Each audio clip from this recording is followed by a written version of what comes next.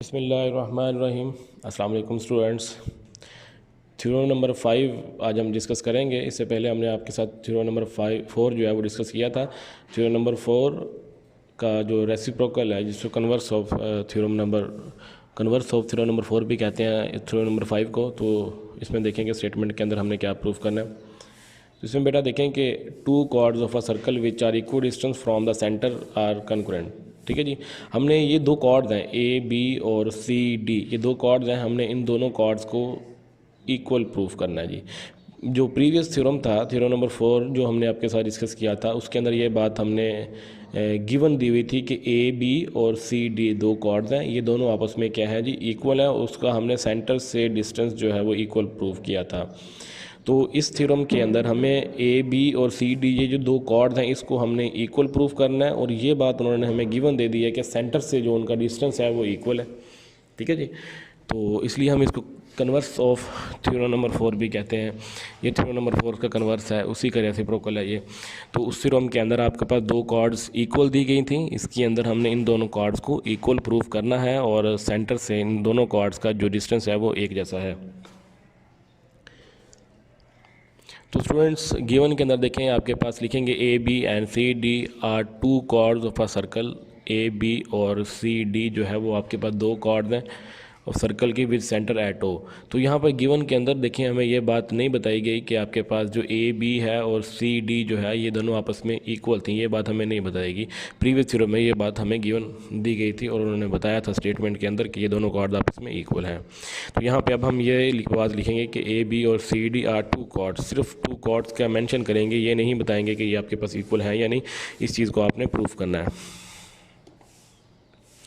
Of a circle with centre at O, आप देखेंगे जी ओ H perpendicular है ए बी के। ओ एच जो है वो आपके पास क्या है जी, परपेंडिकुलर है ए बी के, क्योंकि सेंटर से जो डिस्टेंस है उसका एक जैसा है, तो इसलिए हम यहाँ पर परपेंडिकुलर ड्रॉ करेंगे जो कि ओ एच परपेंडिकुलर होगा ए बी के। इसी तरह से ओ के जो है वो आपके पास परपेंडिकुलर होगा सी डी के।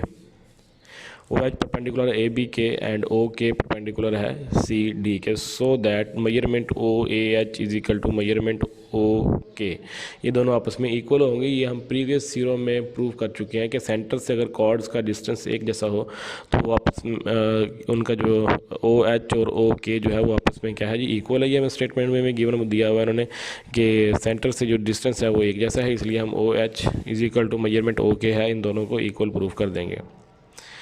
तो टू प्रूव में ये करेंगे कि जी measurement A B is equal to measurement C D. दो कॉर्ड्स हैं, एक का नाम है आपके पास ए बी है और दूसरी कॉर्ड का नाम क्या है जी, सी डी है। इन दोनों कॉर्ड्स को आपने इक्वल प्रूफ करना है, कॉन्करेंट प्रूफ करना है। तो ये बात हम प्रूफ करेंगे अभी।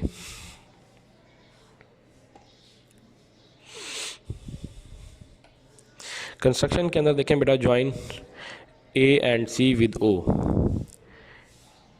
ओ को आपने ए के साथ ज्वाइन कर देना है और ओ को आपने सी के साथ ज्वाइन कर देना है। इसकी स्टेटमेंट ऐसे भी लिख सकती है, join O with A and O with C, या आप इसको ऐसे भी राइट कर सकते हैं कि join A and C with O. A और सी को आपने ओ के साथ ज्वाइन कर दिया, so that we can form दो angle right triangles O A H, O A H एक राइट ट्राइंगल्स है और दूसरी आपके पास ओ सी के, ओ सी के। ये दो ट्राइंगल्स आपके पास बन रही है, और कौन सी ट्राइंगल्स हैं जी, ये राइट ट्राइंगल्स है आपके पास। राइट ट्राइंगल्स का हमें कहाँ से पता चला कि यहाँ पर आपने जब परपेंडिकुलर ड्रॉ किया तो ये आपके पास 90 डिग्री का एंगल बना रहा है।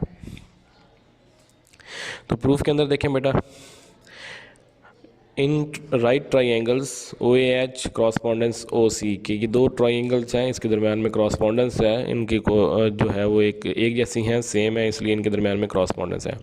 तो आपके पास hypotenuse O A is equal to hypotenuse O C, ये दोनों आपस में क्या है, इक्वल है। ये स्टेटमेंट हमें कहाँ से मिली, ये हमारे पास जो सेंटर से लेकर बाउंड्री तक का जो डिस्टेंस है वो आपके पास ये है जी, सेम है। जिस तरह कि आप पिक्चर में शो हो रहा है कि ओ से ए तक का जो डिस्टेंस है वो आपके पास रेडियस है सर्कल का, और ओ से लेकर सी तक ये भी आपके पास सर्कल का रेडियस है।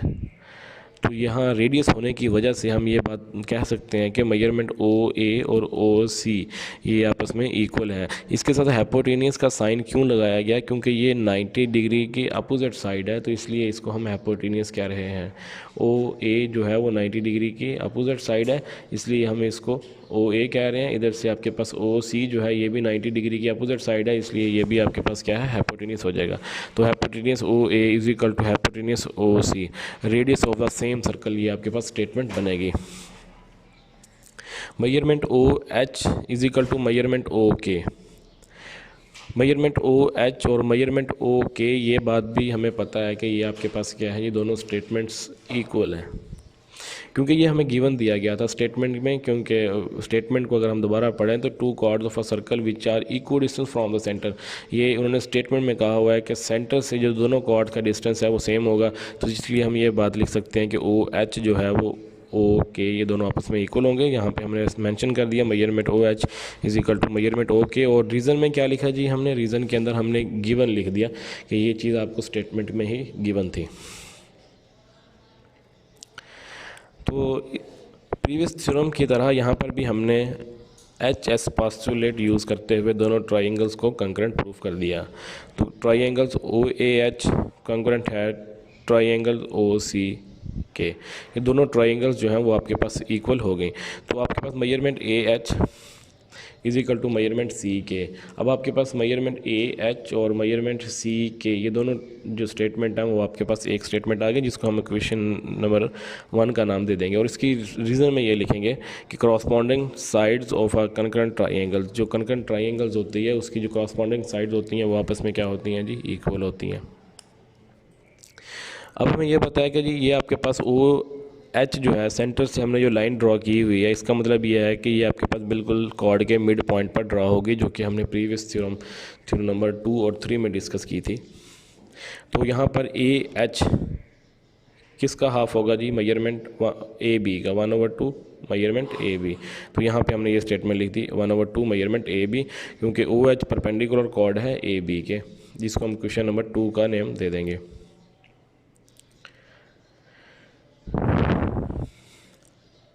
उसके बाद similarly measurement C K is equal to 1/2 measurement C D. तो दूसरी स्टेटमेंट में देखेंगे सी के किसका हाफ है जी, सी डी का, तो इसलिए हम लिखेंगे measurement C K is equal to 1/2 measurement C D. और रीज़न में हम ये लिखेंगे कि already prove in question number 1, तो क्वेश्चन नंबर 1 के अंदर ये चीज़ हम प्रूव कर चुके हैं।